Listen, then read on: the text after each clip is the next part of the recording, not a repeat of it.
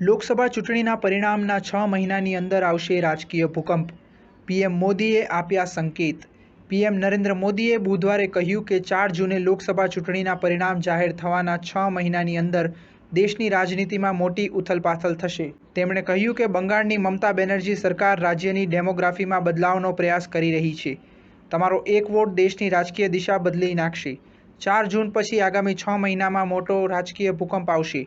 વંશવાદી રાજકારણ પર આધાર રાખતા ઘણા રાજકીય પક્ષો આપમેળે ખતમ થઈ જશે. તેમના કાર્યકરો થાકી ગયા છે.